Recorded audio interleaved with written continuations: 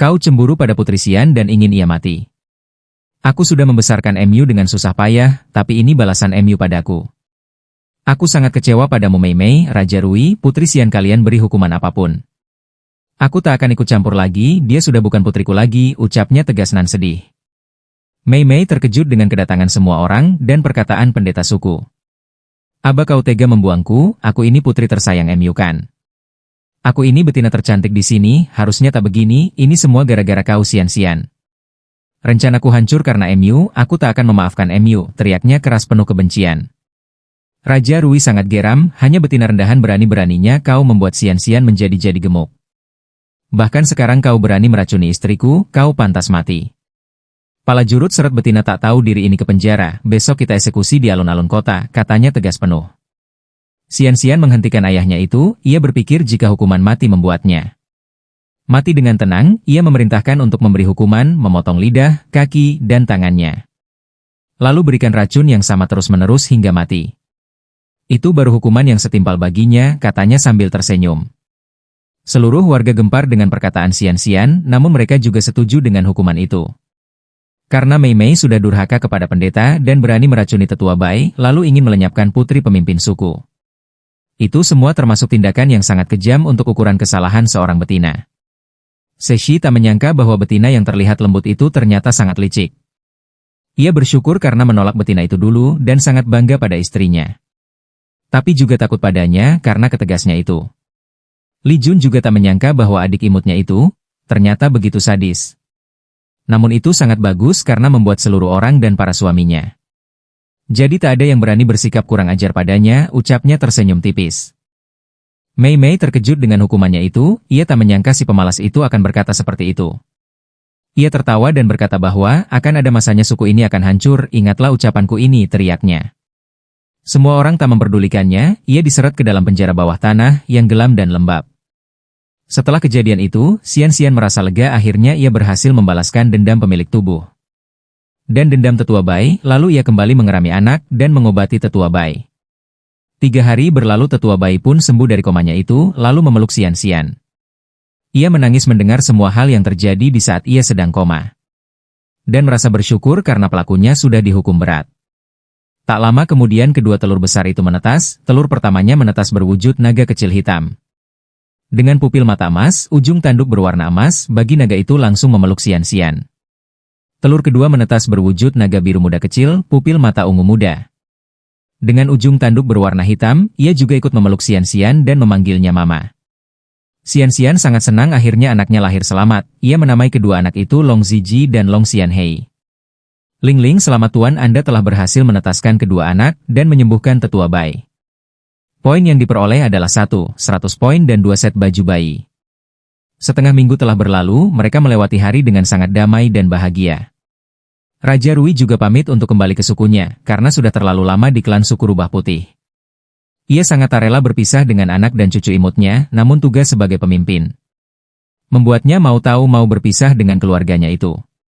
Setelah Raja Rui dan para rombongan pergi, sehari kemudian kedua anak Xian berubah wujud menjadi anak tampanan imut. Long Ziji memiliki bakat elemen petir dan cahaya. Sedangkan Long Xianhei memiliki bakat elemen air dan angin. Long Zi terkejut, karena umumnya anak akan berubah wujud saat memasuki 6 bulan. Namun anaknya yang belum genap sebulan sudah bisa berubah wujud. Bahkan perkembangan bakatnya juga sangat cepat, ia bersyukur karena telah menikahi Xian. Keempat suami lainnya juga terkejut dengan itu, Li Jing tersenyum di benaknya. Ia membayangkan anaknya dengan Xian pasti tidak kalah hebat dari anak Long Zi itu, pikirnya. Namun kebahagiaan itu tak berlangsung lama, karena seminggu kemudian para pasukan suku Serigala Hitam, suku Beruang Coklat, dan suku Hiu menyerang suku tetua Bai langsung sigap memerintahkan bawahnya untuk segera mengamankan betina, anak-anak, dan makanan di tempat yang aman. Sedangkan para pejantan ikut bertarung di garis depan. Long Zi dan lainnya tanpa aba-aba ikut berperang, mereka berlima memimpin pasukannya masing-masing. Ia merasa geram karena kebahagiaannya diganggu oleh para keroco itu. Xian juga ikut berperang, satu tebasan cambuk airnya sudah menumbangkan satu pasukan musuh. Kedua anaknya juga tak mau mengalah. Tetapi serangan mereka berdua masih sangat kecil dibandingkan orang tuanya, namun mereka tetap ikut menyerang. Ling misi baru terdeteksi, Selamat banyak orang dan menangkan petarung ini. Akan mendapatkan 1000 poin dan separuh kekuatan dari dunia asli. Misi gagal kematian sebagai hukumannya. Hari demi hari mereka terus berperang, banyak orang yang terluka. Xian mengerahkan seluruh kemampuannya untuk menyelamatkan pasukan. Peperangan itu terus berlanjut hingga 1 minggu penuh, namun pasukan musuh masih terlalu banyak, ia bingung harus berbuat apa lagi, tenaganya sudah terkuras habis. Tak selang lama dari kejauhan terlihat beberapa cahaya merah membara. Semua orang terdiam, di benak mereka berharap bahwa itu adalah bantuan entah dari mana. Cahaya itu melesat cepat, hingga terlihat beberapa sosok burung phoenix merah. Mereka tanpa basa-basi membakar semua pasukan musuh hingga habis tak tersisa. Burung phoenix merah yang terbesar melesat jauh pergi, lalu kembali membawa seorang pria. Burung phoenix merah itu berubah menjadi pria tampan, pupil mata merahnya memancarkan tatapan yang elegan. Lalu pria itu melempar seorang pria ke hadapan tetua Bai, ia berkata jika orang itulah yang merencanakan semuanya. Setelah diinterogasi, ternyata pria itu ayah kandung Mei Mei dari suku Serigala Hitam. Ia mendengar kabar dari putrinya bahwa tetua Bai sakit parah, dan ia merencanakan untuk menyerang suku. Saat Raja Rui sudah kembali ke sukunya, lalu setelah itu ia akan menjadi tetua baru dari suku. Xian sangat marah, rupanya sifat Mei Mei sama dengan ayahnya begitu licik. Aku akan memaafkan MU, tapi setelah kau menyusul anak MU, ucapnya tersenyum penuh arti. Lalu ia menyuruh orang untuk menyeret pria itu, lalu memberi hukuman yang sama dengan Mei Mei putrinya. Pria tampan itu terpesona dengan kecantikan dan ketegasan sikap Xian. Aku sangat suka dengan tindakan betina ini, tapi wajah itu seperti tampak tak asing, gerutunya di hati. Tetua Bai mengucapkan terima kasih, karena sudah membantu sukunya. Dan menyambutnya ke dalam suku, ia juga mengatakan bahwa tunangannya telah sembuh sepenuhnya. Dan sudah memiliki 2 putra dari Longzi, ia juga menambahkan jika kau mau. 3 minggu lagi kita akan mengadakan pesta pernikahan untukmu dan Xian.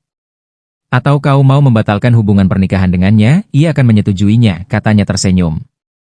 Hong Feng terdiam, ia merasa lega dan senang, pantas saja betina itu sangat familiar. Ternyata dia adalah tunangannya sendiri, yang dulu berubah menjadi jelek dan pemalas. Ia berkata bahwa kedatangannya itu untuk membantu suku dan segera menikah dengan Xian. Karena urusan di sukunya baru selesai, jadi baru sekarang ia baru bisa datang kemari, ujarnya lembut. Ling, selamat tuan, rasa suka semua pasangan mencapai 100%. Rasa benci 0%, umur Anda akan bertambah 10 tahun. Xian tak menyangka bahwa si Hong Feng itu begitu sangat menyukainya. Ia juga merasa lega karena misinya hampir semuanya selesai. Kelima suaminya merasa tak senang dengan kehadiran Hong Feng. Mereka merasa bahwa mereka saja sudah cukup, tak perlu menambah orang lagi. Tetapi semua itu tergantung istrinya, jika Xian setuju, mau tak mau mereka harus menurut.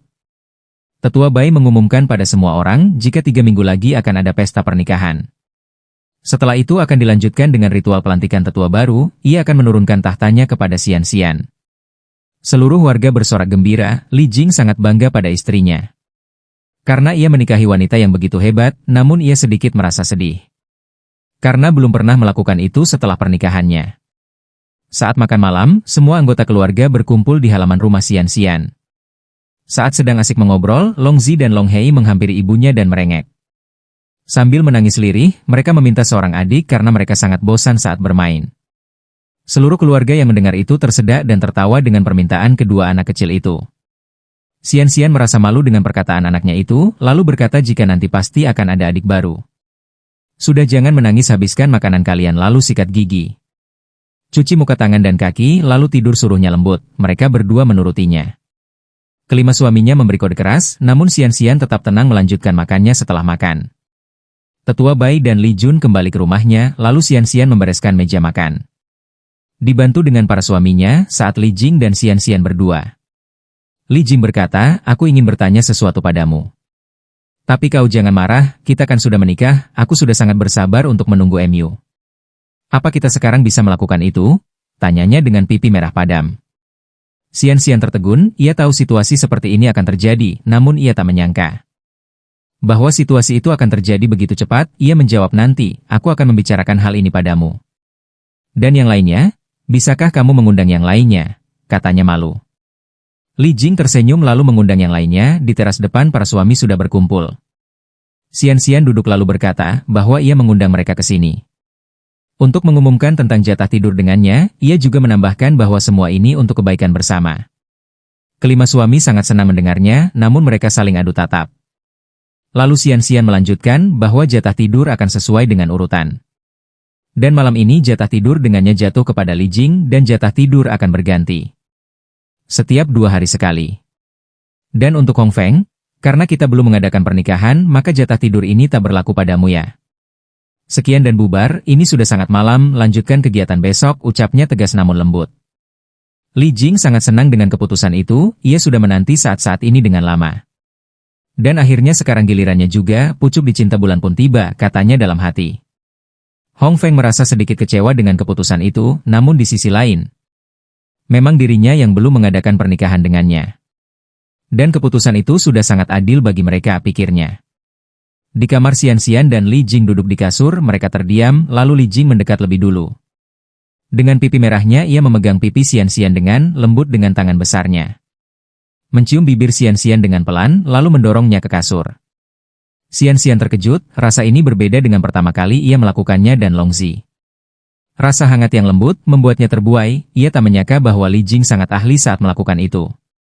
Ia sempat berpikir jika Li Jing berkata, ini bukan kali pertama Li Jing melakukannya, pasti ia akan percayainya. Setelah itu 2 minggu telah berlalu, adegan itu terus terulang setiap malam.